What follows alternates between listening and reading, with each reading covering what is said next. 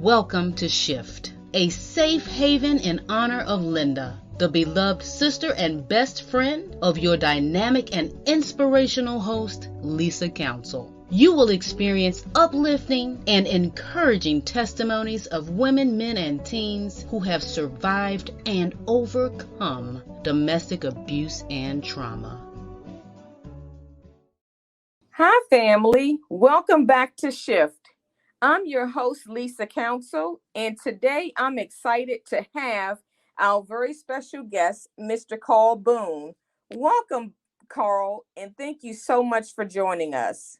And thank you so much for having me. And thanks everyone that's tuning in to listen today. Thank you very much. Before we get started, you all know that I like to always introduce the tags of domestic violence. And the tags are verbal, emotional, sexual, physical, financial, and spiritual. 1 in 4 men, 28.5% in the U.S. have experienced rape, physical violence, and or stalking by an intimate partner in their lifetime.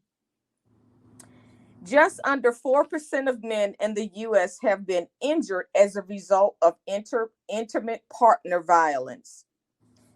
Some of the strongholds that can be associated with men when it comes to domestic violence and intimate partner violence leads to aggression, issues making friends, unhealthy relationships, depression, trouble communicating, and a lack of trust. And the list goes on and on. So I would like for you, Carl, to just briefly give us a synopsis of your story of being a victim of domestic violence. Sure. And thank you again for this platform. So I would say for me, when I think about my story, I think about going back to how any form of abuse became normalized. And I think it started when I was a very young child and I watched my parents beat on each other. And then I turned around and watched my parents love on each other. It made it very hard for me to determine that any of those behaviors were right or wrong. And of course, because of the guilt and shame associated with that dynamic, I was unable to get any support or any direction on how to be or how not to be. And so as I grew older, I always related uh, being loved with somebody showing that form of aggression towards me or me needing to show that form of aggression towards someone else. So that normalized abusive relationships for me early on. If you wasn't pulling on me, scratching on me, beating on me, yelling at me, scarring up my tires or my house or anything, then you didn't love me. And vice versa. I needed to control you. So if I was not putting my hands on you, yelling at you, being manipulative, then I was not showing you that I was loving you. Wow, you hit on so many things there. And one of the things that really resonates with me is that when we grow up in households where there are unhealthy relationships and especially domestic violence, sometimes as adults, we tend to tell ourselves that the kids are not affected, right?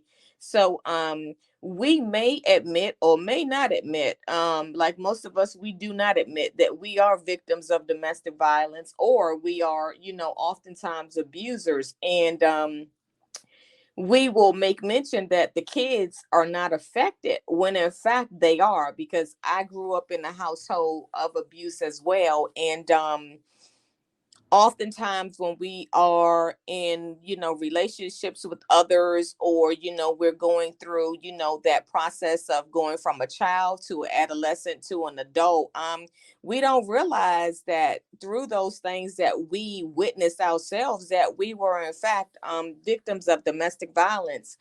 So tell me, at what point in your life did you decide that you had enough, and what steps did you take to to take towards your journey to healing and making a change in your life? Thank you again for that question. And I was thinking about that a few minutes ago, and I realized ultimately it came down to the hurt and the emptiness that I experienced. when all else failed, when all my attempts to control and be controlled were never lasting, I began to act out in other ways. I began to seek other forms of soothing, and my life became even more unmanageable. And by the grace of God, I was able to speak with someone about it, and they said that they too had gone through some of those same issues, and there was a way out. But it was definitely the hurt and the emptiness, because I had 24 hours in a day. So even at my efforts to control or be controlled through those abusive methods, it never translated into a self-esteem that I could take with me to work. It never showed up as a confidence that I could take with me around my friends. So I always knew something was still very wrong. And it just became too much to bear. And I sought a way out of it. It took me being incredibly honest and humble to share that space with someone. And the second part to your question, as it relates to some of the steps I begin to take, uh, the biggest piece was to be able to fearlessly go into some real uncomfortable places. I had to be honest about taking a look at who I was versus who I pretended myself to be to other people. And I had to talk about the ugly truth about my life. And I noticed that once I began to do that, there was a little freedom. Now, I cannot skip over the fact that it was incredibly important to have at least one person that I could share this with in a safe space that was trusting, that did not judge, but that also created room to hold me accountable.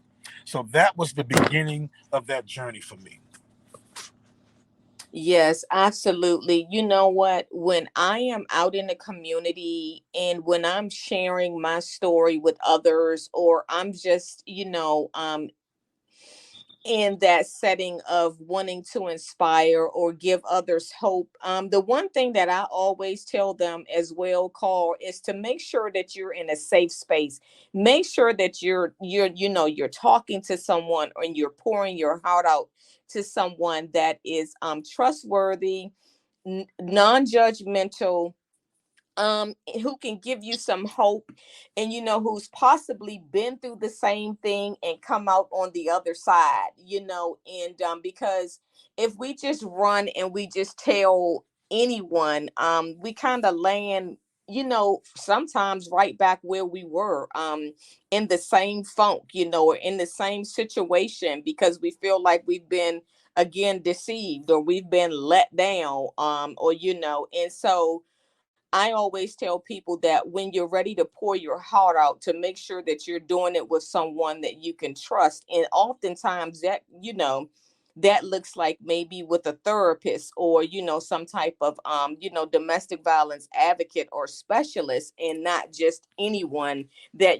we love and know. Sometimes we want to run to people that, we love, and that might not always be the best fit. So it's really important, of who we're sharing, our testimonies, and being transparent with. Yes. So as it relates to the stigma associated with boys and men, with the when we're talking about domestic violence and intimate partner violence, where do we begin so that we can have an open door for our boys and in our men, where they can have that safe space and we can remove the stigmas, because oftentimes, especially as mothers, raising boys, we tell boys, man up. Men don't cry, boys don't cry, suck it up, get over it. I was just, I'll have to be honest, Carl, I was in church 2 weeks ago, and I heard a pastor say, he was just referencing something that he had gone through in his life, and he said, suck it up, men don't cry. And when I tell you that that hurt me to my core, it did something to me, and it was so disheartening. And in the church, and that's the reason why so many of our boys are suffering from depression, and so many of our men are suffering, from depression and in shame, is because the world tells them that, what, although you're human, you're not supposed to share your emotions. So what do we do to move past that? That's a great question, and I'm glad that you mentioned that. First of all, I just want to say, to the anybody sending out that message, that is the furthest thing from the truth that men are not supposed to cry. They absolutely should cry. But I think the ultimate answer is we have to be able to humanize all aspects of people's lives. And I think what happens is uh, we have an incredible disdain for certain behaviors because we to ourselves don't practice them. And what we do is create this gulf that makes it impossible for that compassion, accountability too, but for that compassion and empathy to reach anyone. And you mentioned the word stigma. So is it impossible for me to partner with you, have a disdain for your behavior, but still shower you with love and support at the same time? And that's what's truly missing. And so how do we do that? We learn how to lead with imperfection. I first need to be totally honest about who I am and who I'm not. And if I look in the mirror long enough, there's not a human being that can come in front of me and have made more mistakes that I know about than I know about myself. So that should enable me to partner with somebody who may be struggling with expressing their emotions in the wrong way. That keeps me present enough to make them feel not as judged, but also to have them know, hey, we have to be held accountable for doing something different for this behavior. So I think if we can close that gap with a lot of that difference, like we love to do the I don't do that, you do this. And it's just one alphabet. I may suffer with A, B, and C, and you may suffer with D, E, and F. But we need to be able to have some humanness for that person, and that will close that gap so we can be able to talk about these things and normalize a process out of them. I love that. I absolutely love that. And you're right. First, we must be open and honest and transparent with ourselves. No one knows us better than we know ourselves. And I look forward to the day, especially as an advocate. Against domestic violence, where we can all be on one accord and not just fight for women, but fight for boys and men as well. In this society and in this arena of being an advocate, I see so many who only fight for women. And I'm really looking forward to the day where we can move past that and come together, as a unit to advocate more for our boys and advocate more for our men. And I'm looking forward to the day where we, especially as women, can raise our boys differently and let our young boys know that they are human and that they do have feelings and that they are allowed to cry and that they are allowed to be in tune with their feelings. And I also hope the same for, women who are in, relationships with men, to let them know that I'm there for you and you do have feelings. And we can't disregard your feelings because of maybe what we've been taught at home. And so I'm really looking forward to the day where honestly that our men and our boys can find that outlet and move towards their healing journey, because we're finding so much today that, especially in our society, when we even look at what's going on in our communities, right? And I'm one to not say that, oh, kids are just bad, or girls or boys are just bad, but how about we just look at it from an angle that we don't know what they're going through at home. It could be domestic violence at home. We don't know what it is at home. And so could it be that they're just crying out for help because they're acting out because they're not allowed to share their feelings or their emotions? We tend to judge and look at things from a negative point of view instead of, taking one by the hand and just pulling them to the side and just merely asking them what is wrong. How can I help you? Is everything okay? What can I do? Instead of acting as though we've never done anything ourselves or we've never been through anything ourselves. So I'm really looking forward to that day, and I think that you are as well. Yes, indeed. So tell us, How can we use our voices through social media outlets and other platforms to help those who are victims of domestic violence and or intimate partner violence? Well, I'm going to be very consistent, and I'm going to echo something that I just mentioned. I think this platform and this conversation needs to just continue to be duplicated. This needs to become a new normal where men can get up and talk about their insecurities. They can talk about their low self-esteem. They can talk about the lack of parenting, the lack of early love, their fears, and how their inability to work on those things unfortunately translates into that lower form of expression where you're putting your hands on people or you're being manipulative in other ways or controlling in other ways. I think we need to really yell that out from the rooftops as much as we can, that, hey, there's much more of this going on, but if we trace it back to its origin, we can begin to get some help and let each other off the hook. Hold each other accountable, but let each other off the hook enough where people can be willing to pause and maybe take a look at it or maybe listen in to maybe get something from this dialogue that they can begin to be better persons themselves. So I think more platforms like this, echoing the need to create a space for individuals to come forward and talk about things that are actually quite shameful. Think about any human being that's practicing behavior that they don't want to disclose to the world around them. That's already a price in itself. So, how do we let people out of their self imposed prisons? This is how we do it, being fearlessly like myself, to own that these things were ugly to look at. They were hard to look at.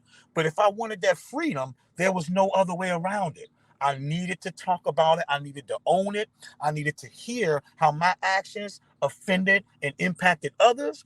And I needed to have a voice to express how other people's actions impacted me. So I think just continuing to do this as much as we can begin to open up a platform where people are talking about it more and giving space to kind of normalize the need to get better and forgive.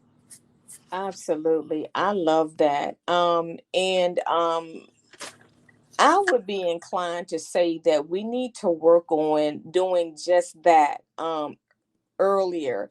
I know at one point, one of the organizations that I volunteer with, we used to go over to the high schools.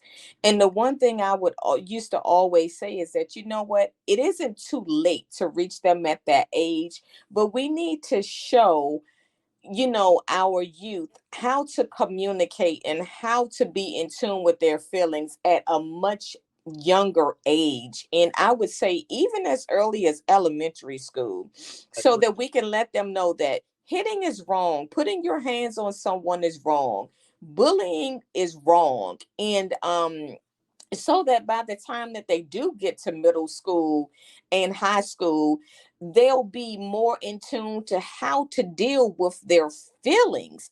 Because as an adult, sometimes we don't even know how to deal with our feelings and our emotions because it isn't something that we were taught. One, and then when we did try to express our feelings, especially when you grow up in a household where there is abuse, you will always shut down. You do as I say, you do as you're told and not as I say.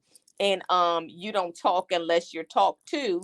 And even when you're talked to, when you try to give an answer or try to express yourself, you're cut down to the core.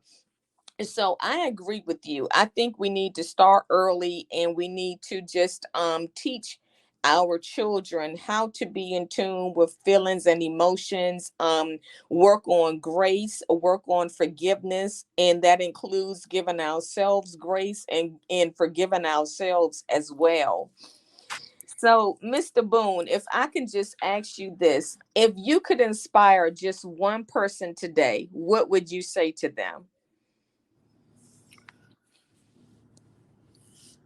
That's a great question. I thought about this, and I would say if you're hearing any of this dialogue today, and if any of this has hit home, I think the most important thing is to being able to connect with at least one person where you can begin to get honest about what you're feeling, what you may regret, what you like to maybe do differently, but maybe don't know how. I think that's probably the most important thing. And you mentioned this earlier. Now, I agree. It needs to be a professional, a therapist, but sometimes you can start out with just getting it out of you. It may just be that first step of you getting honest with yourself and telling somebody that you're comfortable with. And hopefully Mhm. that person will know where they stop and where professionalism needs to begin. But I do believe that is probably the most important piece that I would leave. And I would be remiss not to mention this. For anyone listening, I want to clearly acknowledge that there is never a time, an event, or an action by any other breathing being that could or should ever justify any form of physical, emotional, mental, and or financial abuse ever. Yes, yes, yes, yes, absolutely. Wow.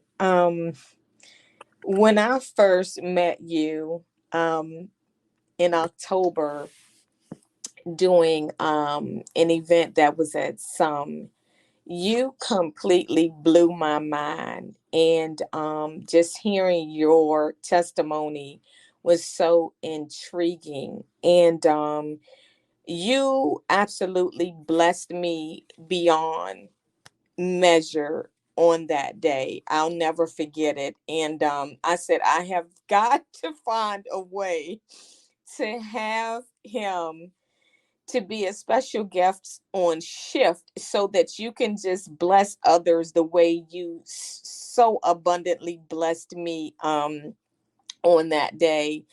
And just listening to you here this evening, and I just can't wait for our shift family to hear you, so eloquently share your story and just give us all some of the education and inspiration, encouragement that we need to continue on our road to healing, because it's so easy for us, Carl, who have gone through this thing called domestic violence and intimate partner violence, to just start our healing journey, but to give up, because healing is painful, but it's so beautiful too once you reach that other side. But also, people think that when you get to a certain point, that you just stop there, without realizing that it's just an ongoing journey. You just keep going, and then the layers to the onions will continue to peel back, and the healing will continue to take place. And then you can just be in a place like you and I are today, where we're pouring out our hearts, and we want better for our world and for our community and for our people, so that they too can, go on one day and do the same thing, just as what we're doing. And it can't stop. We must go on. So I am looking forward to the day where you and I can partner and do more stuff together, especially when it comes to you know our youth, our boys and girls, and our brothers and sisters. I'm really looking forward to that. So I just want to say to you, blessings. Thank you just for agreeing to be on the show. I'm so looking forward to this. And I know that, like I said, it has blessed me tremendously, and I know that it will bless countless others. If there's anything that you have that's coming up that you would like to share, please go ahead and tell us if there's anything that you have coming up. And just if you wouldn't mind sharing with the listeners how they may be able to get in touch with you via social media. Yes, thank you so much for that, Lisa. So presently at this moment, I'm not actively doing anything that's coming up. I am building out my own personal support business that's called True Recovery Services, where I intend to do just what we're doing today, but also help individuals to look at every aspect of their lives and how they can increase the quality of their lives by doing this very same work. It starts with the individual, and that's pretty much where it ends. But I can be reached at Carl Boone 2010 at yahoo.com. And I can also be reached at Carl Boone 2010 at outlook.com. Okay, wonderful. That's awesome. That is so awesome. Thank you so much. And Carl, again, we just thank you for blessing us and looking forward to partnershiping, and let me know and Shift know however we can be of help and assistance to you. And we just want to thank our listeners for tuning in. As always, we just want to say thank you and we love you. Thank you so much for all of your support. And I just want to say to anyone out there that may be experiencing domestic violence, you can get help and resources by contacting the Domestic Violence Hotline at 1-800-799-7233. And peace and blessings, everyone. And don't forget to shift. Self-healing ignites flourishing transformation. What are you doing to heal? Remember, your healing is imperative. Healing renews, soothes, and makes you whole. Shift. See you right here next time.